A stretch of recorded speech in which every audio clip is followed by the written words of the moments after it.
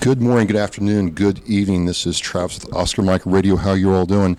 I am in a place that every hockey parent in New England knows by heart.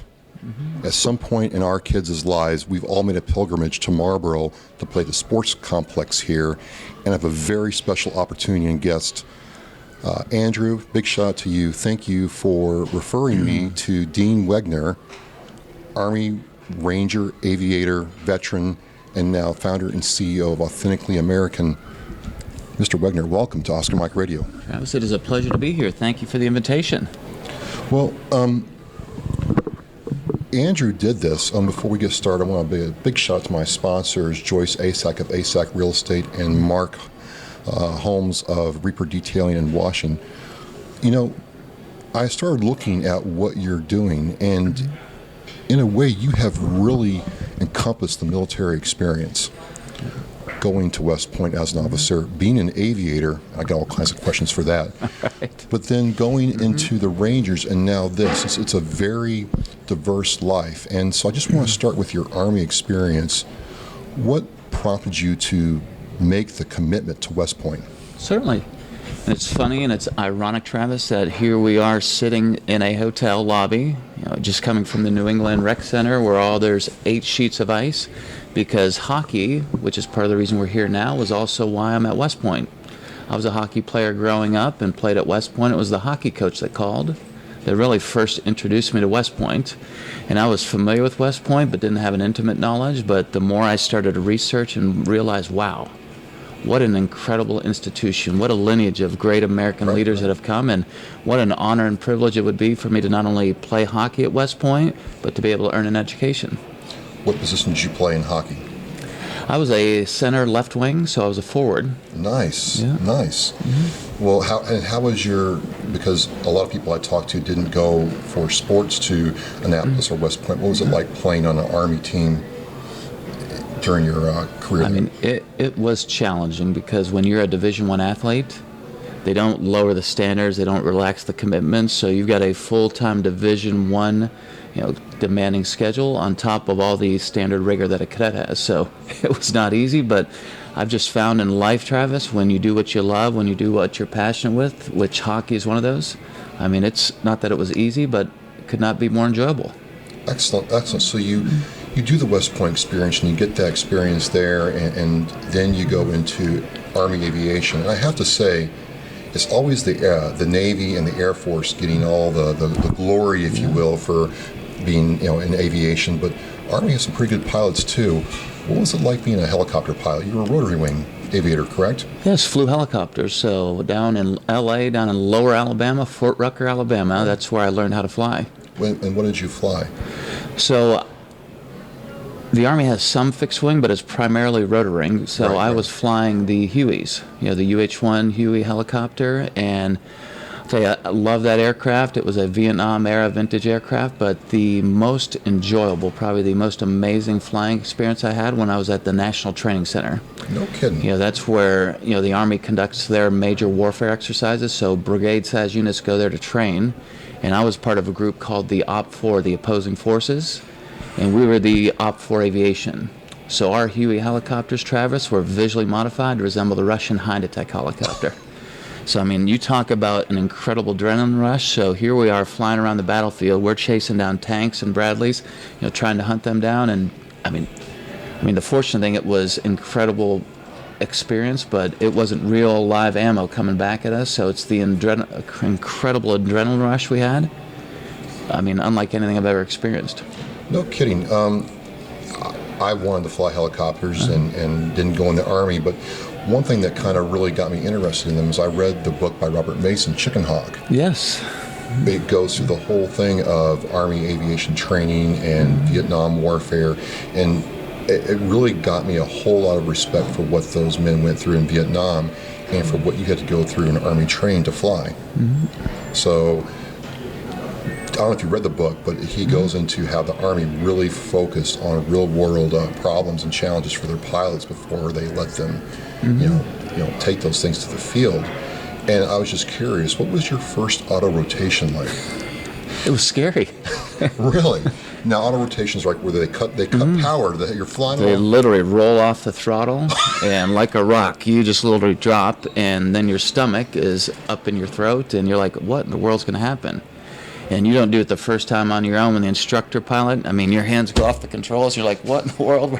My life is going to be over. And then they're like, watch, and then they come in, and it's amazing just the aerodynamics and how it works. And I mean, those that fly fixed wing, a lot of times it's, you can pretty much understand the aerodynamics and how that works, but when you've got that rotary wing, flying around, and you've got the tail rotor in the back, it still, after having flown, amazes me how it flies. Right, because it's basically a brick with an engine on it. It is. So I've got to ask this as a Marine. I've got to ask this. What's your view then on the Osprey? I'll tell you mine first. I understand that the CH-46s were old and needed to be updated, but I have a problem with an aircraft that can't auto-rotate and really doesn't seem to like to stay in the air that well. And I just, maybe I'm old school, but I'm not sure I like it. No.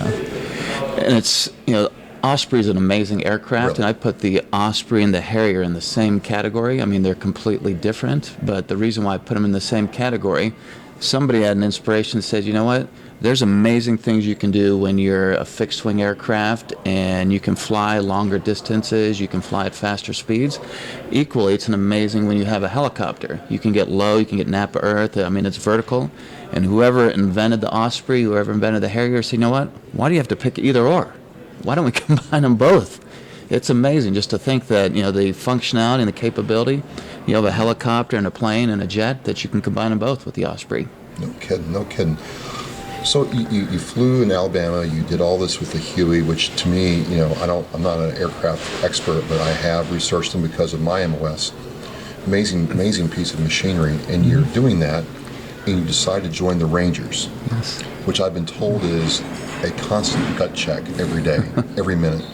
What was the transition? What led you to do aviation and go into that kind of ground-based combat role? It's a great question, Travis, and this really goes back to my senior year at West Point. Oh, really? And one of the big decisions you do is what branch.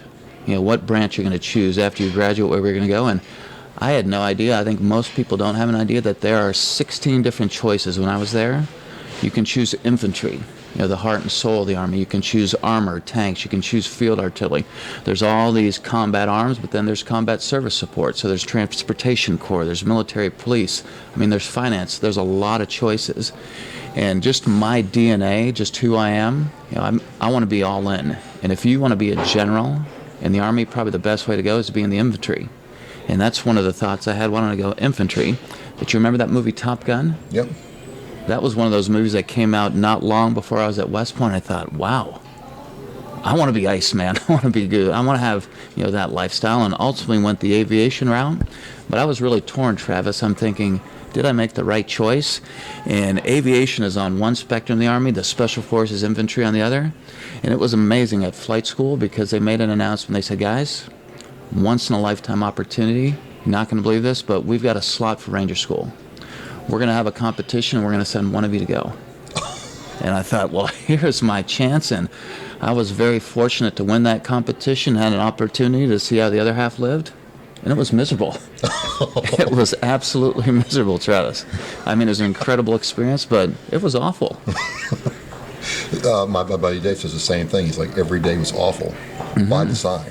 And it's funny, leading a startup business right now, I didn't know this back then, but it's amazing God's hand and the journey that I've been on, because I tell everybody right now, when I'm being invited to Rotary clubs, being invited to universities and chambers to share our Authentically American story, one of the things I touch on is Ranger School. I tell everybody Ranger School has been such great training for leading a startup, and most people who aren't familiar don't understand it, and I tell them, at Ranger School, there's a lot of military doctrine and tactics, that training, but at the heart of it, it's a leadership school. And what they do is they deprive you of everything you think you need to survive, namely food and sleep. So you're living on one meal a day, and then you're living on 0 to 3 hours of sleep a night. And I emphasize 0 because that's often what happens. And then you're put in incredibly stressful situations. And I'm like, that's the life I'm living right now. No sleep and a lot of stress. So let's get into the meat of this, which is authentically American. You do your time in the Army. You have this career, and I've read about you. I've watched the YouTube channel, folks. He has a YouTube channel, Authentically American. I'll have a link in the Oscar Mike Radio blog post. But one thing I'm missing is two things, rather. I want you to touch on right now is. What was a catalyst for you going into Authentically Apparel?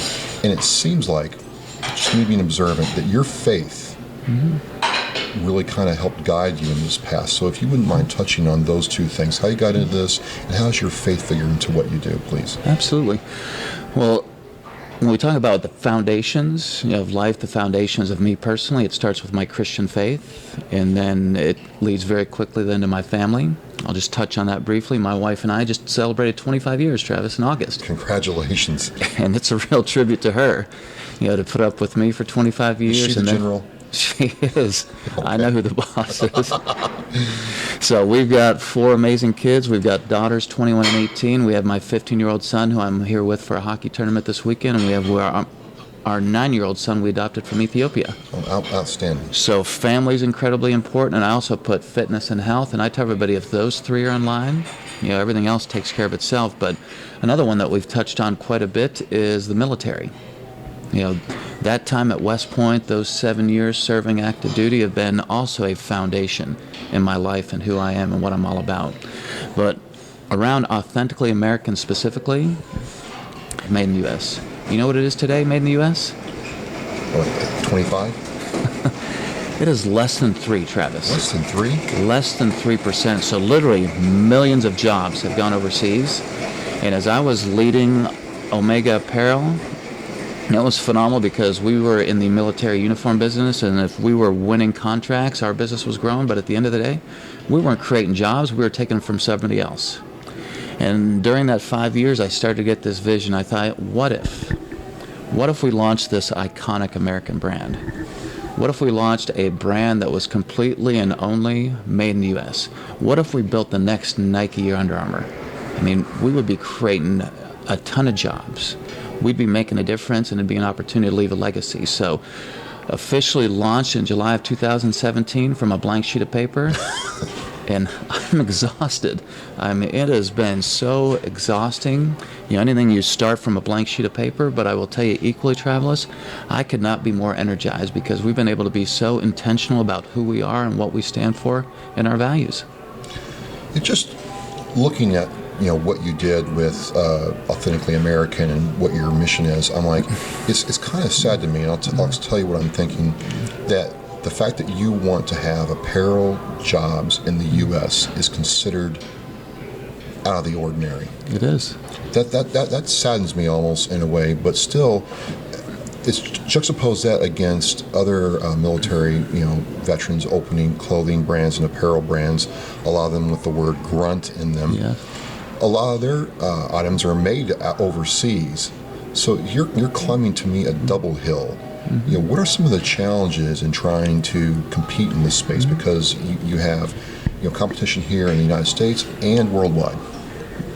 I'll tell you, it has not been easy, Travis, but it's an intentional choice to say anything to me that's worthwhile doing. I mean, it's not going to be easy. What you do and the amazing things you've done with Oscar Mike Radio, I mean, you've talked to me about your travel and how you've done it remote and the technical challenge. It's not easy. And same way, if I want to do something and do it well, I know it's not going to be easy. And when I made the intentional choice to make sure that not only do we make in the U.S., but we only make in the U.S., it's not easy. And one of the primary reasons is because it's a lot more expensive here in the U.S. And that's made us, from a business standpoint, really have to be on top of our game. Really be extra astute in how we're doing business to make sure we're cost competitive.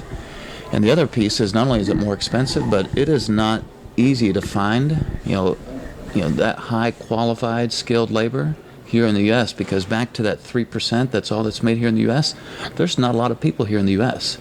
So that's where, back to Ranger School and every stop on my journey being part of it, leading Omega Apparel for 5 years, that really exposed me to the apparel industry. And that's where I learned that only 3% is made here, but even more importantly, that's where I started to learn and understand that there's not a lot out there, but there are some amazing companies out there that produce incredible product. And what I've been able to do now over the last 2 years is assemble the foundation, assemble the infrastructure, the supply chain for our business. So we went from zero, a blank sheet of paper, to now we've got 12 contract manufacturers in 12 different states. So that really speaks back to your experience in the Army as an aviator and a ranger, having to do, simply put, that small unit leadership on a much bigger scale. That's what it sounds like. It is. And, you know, that 5-paragraph op order, the mission and planning. Yep. I mean, you got your notebook there, a blank sheet of paper. That's what it started about. And, you know, I think nothing in life's easy, but when you start to be intentional and you start to be focused and have a plan, and the plan has changed, you know, 1,000 times from day one we start, but what has not changed is that vision. We've always said we want to build this iconic American brand that's truly American made. So the vision has not changed, but how we're going to get there. But in my mind, it's a lot easier to adjust a plan than to try and make it up as you go. Absolutely, absolutely. So it's kind of funny you mentioned this. I'm in the process of trying to find, get shirts done for Oscar Mike Radio, as an example. So I'm going to ask you a couple questions around that. I've been taken to a t-shirt shop and showing what's there for blank t-shirts. So consider me a potential customer. When you're talking to one, how do you differentiate your products versus the other products they could go with for their brand, company, or organization? Well, I tell everybody it's twofold, Travis. Number one, you know, you've read about us, you've learned about us, and most people say, Dean, wow, Authentically American is such a great story. What a great feel-good American story. You know, we're made in the USA. We're a brand that celebrates patriotism. We're a brand that believes in the American worker, and we're also a brand that honors our American heroes very intentionally. We donate 10% of our gross profits to veteran and first responder charities, but that's not good enough. There's nobody, at least long-term, that's going to continue to buy from us if we don't even have a better product. And I was going to save this till the end, Travis, but since you mentioned T-shirt, I've got a gift for you. Oh, wow. Oh. And this is an Authentically American T-shirt, so the story is behind it. Okay. But if you start to feel, so first of all, if you feel the weight behind this, I mean, it's incredibly soft. It's a heavier than I could. Yeah. Okay. And it's not too heavy, it's not too light. We've gone through a lot of work to say, okay, what's that right way? And it's a 4.7 ounce, so it's the great way. And then everything, Travis, is, you know, tagless.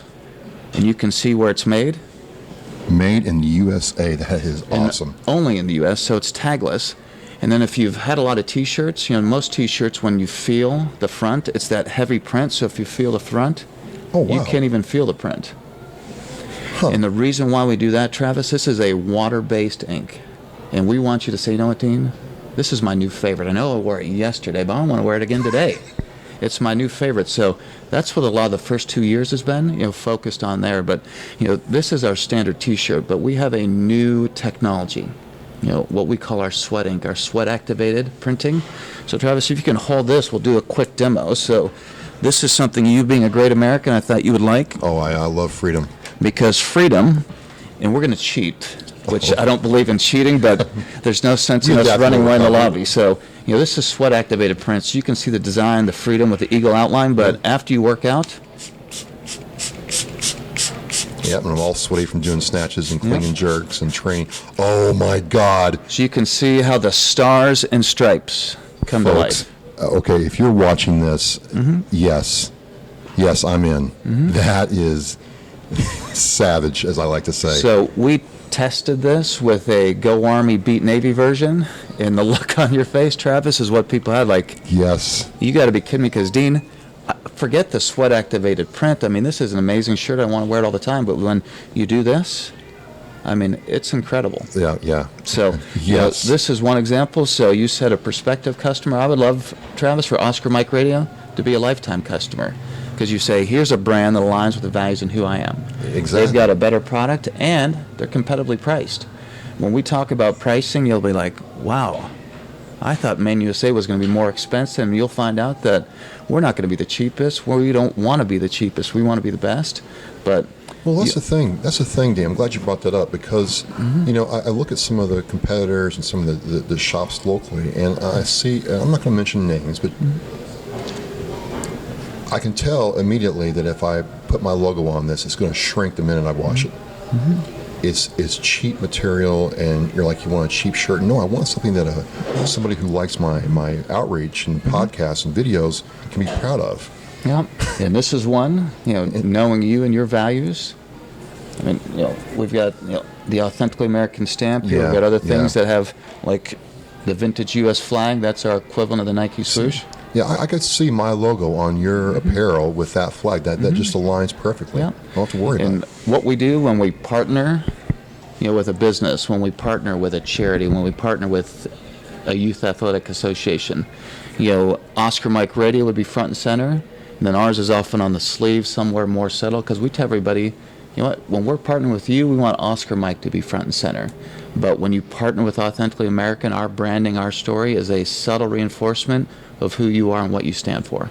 That is amazing. I'm in. I am in. Because look, I'm holding this shirt, and it doesn't feel like Kleenex, right? It doesn't feel like Kleenex, and it's that good weight, because I'm a big guy. I'm a weightlifter, so I can certainly see myself wearing this and telling the story in the gym when the flag comes. I got to figure out get the flag and my logo. That is awesome, and it just. I would feel good about it. So many times I've gone to a prospective provider and been like, in 3 or 4 washes, this thing's going to be useless. Yeah. So I don't want to do that. So you're in a startup mode, but you've also gotten a lot of support from a lot of people. Can you kind of relay for me, what's the experience like when you've delivered your product to somebody and they're like, Dean, this exceeds all expectations?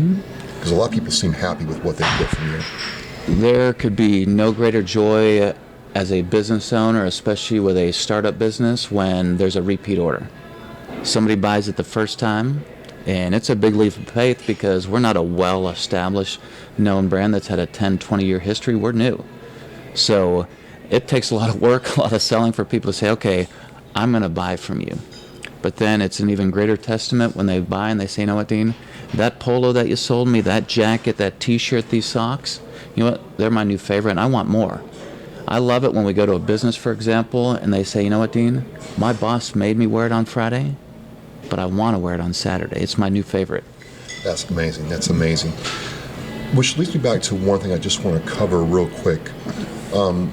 You've had to transition several times in your life, not only from civilian life into West Point, which it's free, but it's not free. It cost you a lot to meet the standard to get into the school and stay in the school. You had to meet the standard for Army Aviation and to be an Army Ranger. So you've transitioned several times, but I talk to some officers every now and then who've resigned their commission, and they kind of tell me that they have the same kind of challenges that enlisted people have. It's just not talked about a whole lot. So as we kind of get into this, what do you think are the challenges for officers transitioning? Do they face challenges, or is it just something that you all handle differently? I think whether you're enlisted, whether you're an officer, anyone in the military, I mean, it is a transition, and transition oftentimes is inherently difficult. And I think, the experience, you and I have both benefited from our military experience, but it's different, from when you're applying that into the business world. And what I love more and more, there are more organizations, more charities, more places where an officer, an enlisted can go and help and train and get ready, because the skills that I learned in the military are invaluable. Right. And I was very fortunate to go to school at night and get my MBA. And I was doing this while I was active duty, but that was a big part of my transition. And I started to understand and say, you know what I've learned in the military, what I learned in West Point has been phenomenal. It's invaluable. And that business school then taught me business, and that allowed me the opportunity to figure out how they fit together. And you don't need to go to 2 years of business school, but there's a lot of programs out there that people are putting in place to allow people a successful, smooth transition. And I think one other thing that I'd highlight is, a lot of times, you and I both, have that sense of patriotism. Right. And when you're serving in the military, there's a sense of pride, there's a sense of joy and greater purpose. And that's even with my own kids. I encourage them now as they're getting older, they're getting ready to graduate college. You know what? Money's important, but that should be further down the decision. Find something you love. find something you're passionate about. Find something that's going to be fulfilling, because then it doesn't feel like a job. I mean, you're just pursuing your passion. And right now, Travis, I tell everybody, I've never worked more hours in my life. And equally, I never sacrificed family. That's why I'm here for hockey. It's, tremendous sacrifice to be here, but there's no place I want to be. But when I'm working all these hours, it doesn't feel like work. I'm pursuing my passion. Well, you're pursuing your passion, and then it seems like you're surrounded by people who also support you. You have a lot of people starting to get in your corner now. I was wondering if you want to talk about their support. Yeah. So my wife, Yep. she's the first one, because there's a lot of security when you're working for a bigger, larger company, and we're trying to get some security. But when you are a startup, oftentimes it's, can we meet payroll this week? Are we getting orders this week? So there's a lot of anxiety, a lot of adversity, and I'm so thankful for my wife, Kelly, for standing by me and believing in the vision, and she's been an integral part of it. And I'm really the one that started Authentically American with my wife, but what's going to happen going forward, if we're going to continue to build and grow, it's all about our team. And I could go by each and every one of our team members, and we're relatively small now. There's 10 of us, and we keep growing. But each and every member of our team is amazing. And they're very talented, but equally they love what they're doing. They feel the passion. They feel like they can make a difference in what they're doing. It's not just a job. That's amazing. That's amazing. I'm just blown away. Again, Andrew, thank you for the referral and just giving us a shout out. We met on Facebook Messenger. Andrew Farah from Nashville. He's like a walking chamber of commerce. It's kind of funny, but he's like, you got to talk to this guy. And I really, again, I mean, in a way, I think it's a great opportunity, because it is kind of weird that, no clothing's made in the United States anymore, and American workers do, believe in what they do. So as we kind of start winding this down, you're establishing your brand, you're going through growing your business, you're with people that support you. I'll have links to his Fox News interview and other interviews he's done. You've got to check out his podcast on YouTube. He's talking some very... Forbes is another one. We had a feature last week with Forbes, Travis. That's right. I got to read that. I mean, that was huge. It was huge that Forbes is, a hold of you like this. I mean, What's that mean to you when you start getting this kind of attention? I mean, it literally is priceless. I couldn't afford even a small fraction of the national media exposure that we got from my appearance on Fox and Friends and being featured last week in Forbes. And that is really where the biggest opportunity is for us as a brand, because after Andrew introduced us, I mean, you took a little time, read into our story, now you've seen our product, but I can't afford a Super Bowl commercial. So I rely on an opportunity like this, and you've got a great reach that you're building here, and then you put that on a Forbes, you put that on a Fox and Friends. I mean, we're reaching millions of people right now, and it's going to take multiple times. They say oftentimes people have to see something 7 times before they see it. So I'm hoping somebody who may have seen the Forbes article now is listening to your podcast and say, you know what, I should check them out. Maybe I should buy this Freedom T-shirt, because Travis is there, he's touching, he's feeling, he's saying how amazing it is, so maybe I should give him a shot. And as we continue to get more exposure, as we continue to build our brand, that's what's going to allow us to be successful. I have to ask, when I watched the Fox and Friends new special, you were sitting with NASCAR legend Darrell Waltrip, and I'm sitting there thinking, oh my God, I used to watch him when I was a kid. This is amazing. What has that been like, working with Mr. Waltrip and what he brings to supporting your brand and your efforts? I am so thankful that Darrell, DW, and I have been introduced, because, first and foremost, DW is a man of faith. Right. He's a family man. Like you said, he is a NASCAR legend, but he's also an astute businessman. And when he decided to not only be a part of us, but write a check and be an investor, I mean, that was a huge testament to say, Dean, I believe in what you're doing. I believe in the vision of Authentically American. I believe in you and the team's ability to execute it, and I want to be a part of it. And to give an idea how committed he is, not only did he write a check, but in October, Travis, we were at the Made in America conference in Indianapolis. And there is not a nonstop flight from Nashville to Indianapolis. And some people will probably laugh at this, but I said, Darrell, would you be willing to come? And I told him there's no nonstop flight. He said, that's fine. He drove the 4 hours. He drove. There and back to be there on stage with me for a 15-minute keynote speech. I mean, talk about the commitment. And here's Daryl that's, he's officially retired right now, but he said, you know what? I'm willing to not only be there up on stage with you for 15 minutes, but I'm willing to drive 8 hours in one day to be there. Well, it's just amazing to hear that. It's just amazing to see it. And you could tell in the Fox and Friends special that he was really, not just a figurehead. He really had invested his time and effort in getting to know you in the business. So I would just ask to kind of close this down. What do you feel is next for Authentically American? I think what's next is, it's all about one word, and that's growth. Yeah. And, being able to make a difference, that ends up tying to job creation. And every single person that buys one of our T-shirts, every single person, I've got one more gift for you, Travis. Oh, no.